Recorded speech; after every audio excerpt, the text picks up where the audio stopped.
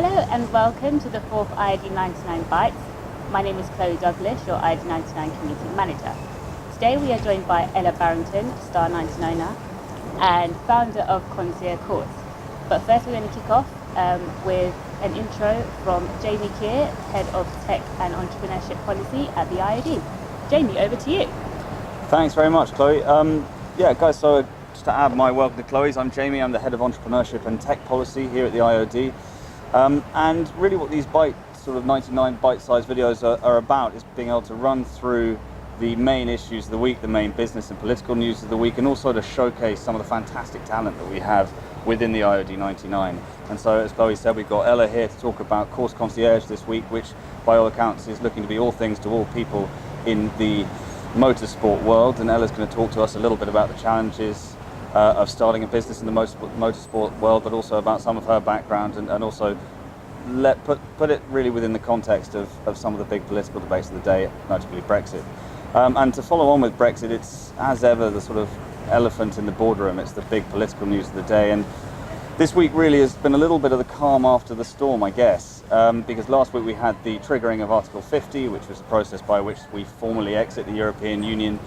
And this week, really, we saw the government try and get down to brass tacks on the negotiations themselves, and we saw Theresa May meeting with Donald Tusk, who is the European Council President, to set a tone, really, for the negotiations that are coming up. And by and large, I think the sense was that it was a positive meeting, it was a positive tone, albeit quite a pragmatic tone between the two of them.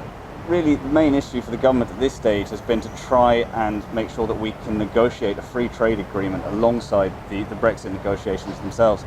And we've seen in debates in the European Parliament and elsewhere this week that some people on the other side of the debate are looking to pour a little bit of cold water over the idea that we can really negotiate a free trade agreement in tandem. There's a sense that we still might be able to negotiate some elements of it, but maybe not fully in tandem. So it'll be, from our point of view, it'll be very important for the government to make sure that there are strong transitional there's a strong transitional framework in place and strong agreements on a sort of phased negotiation, so that we can give as much certainty to British businesses and British startups as absolutely possible.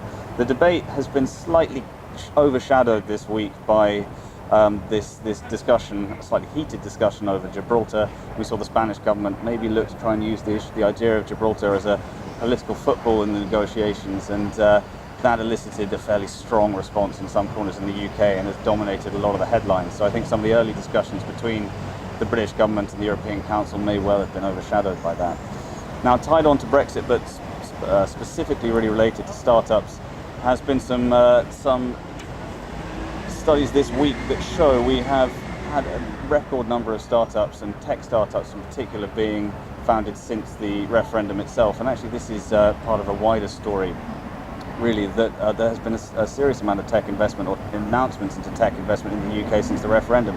We've seen a doubling of the number of software publishing, computer programming, business and domestic software companies in the UK on the 8 months prior to the referendum. So that, I think, is a very positive story, and it follows on from companies like Apple and Facebook and Google all announcing big tech investments into the UK over the last year. I think one thing to be wary of within this news is that the number of new tech companies being founded are mainly in London and the southeast. Now, part of the government's big agenda within the industrial strategy at the moment is to spread the benefits of some of this investment and some of these new company formation outside of London and the southeast and right across the country. So the fact that predominantly a number of tech companies are being founded in the southeast, I think will worry ministers a little bit, and it will push them to think a little bit more about how they can spread some of those benefits within the industrial strategy.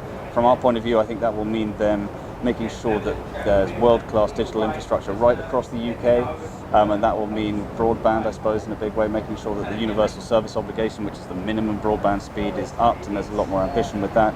It will also mean making sure that a lot of that tech and digital talent doesn't continue to bleed to London and the southeast as it tends to do. Obviously, within the Brexit negotiations as well, there'll be questions over whether or not we're going to be able to get the right digital and tech skills from abroad to fit and to feed into some of these new companies. So these are all questions that the government's being asked and the IoD will be asking.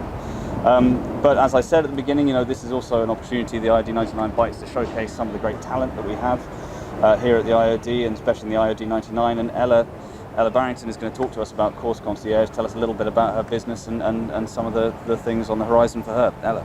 Thank you, Jamie. Yes, as I said, my name is Ella. I am founder of Corse Concierge. We're a new startup and proud IoD99 member. We're up in Oxfordshire in the heart of Motorsport Valley, and I trained as an engineer. I speak fluent nerd. I then worked in a variety of technical and commercial roles, and what became apparent to me is there's a lot of really, really talented people, engineers in the tech space, and in particular in motorsport, which is my specialist subject, they went into it because they didn't really like people. They are passionate about what they do. But that isn't the whole part of running a successful business. There is a lot more to it than that. And it's not a natural transition for a lot of engineers and tech people.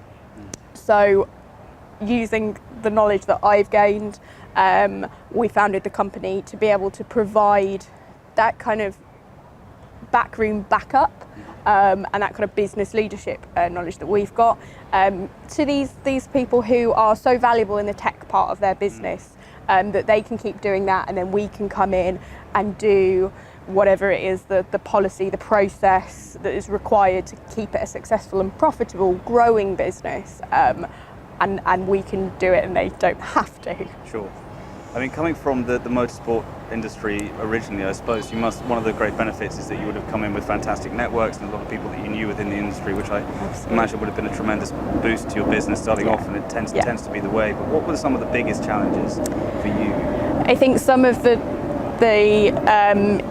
issues that I've had have been internal to me, and just taking that step out, particularly with Brexit, possible recession, it was a bit of a jump to make, but actually there's loads of help for people starting up out there, things like this, and so actually once I kind of got over that, as you said, motorsport is a fantastic community. It's like a little circus that travels the world together, and people were fantastic and really supportive, and actually it was quite a new concept to say to people, actually you might not be that good at this bit of your business, and that's not a conversation people are maybe used to having in such a competitive industry, but actually everybody's been really supportive of it and saying actually you've got something there, which is great.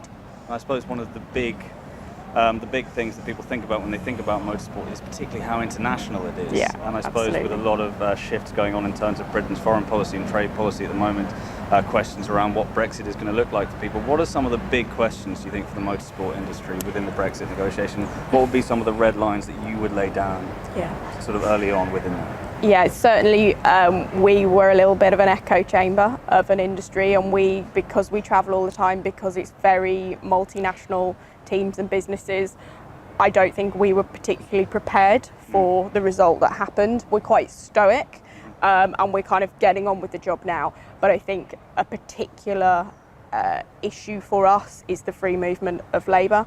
We have a lot of very high skilled people who come from all over the world, and particularly the EU, who want to work here because it is the centre of excellence in the world for this.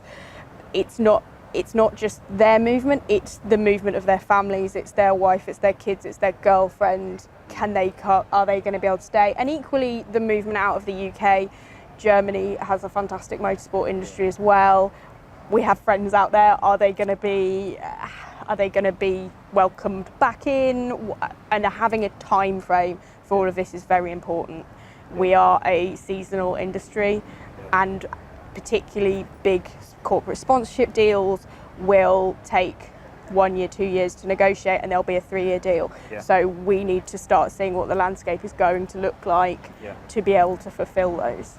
Well, I think that's something really that the IoD is pushing the government on very hard, to give as much clarity as possible for businesses. But also, one of the early red lines for us will be to make sure that the rights of EU citizens already in the UK are guaranteed by the government, and then make sure that they lay out a very clear idea of what they think the future migration landscape is going to look like, and make sure that we are getting the skills we need into the sort of high-end, very niche industries as well as across the board as well. So that is something I think where we're both on the same page. Yes.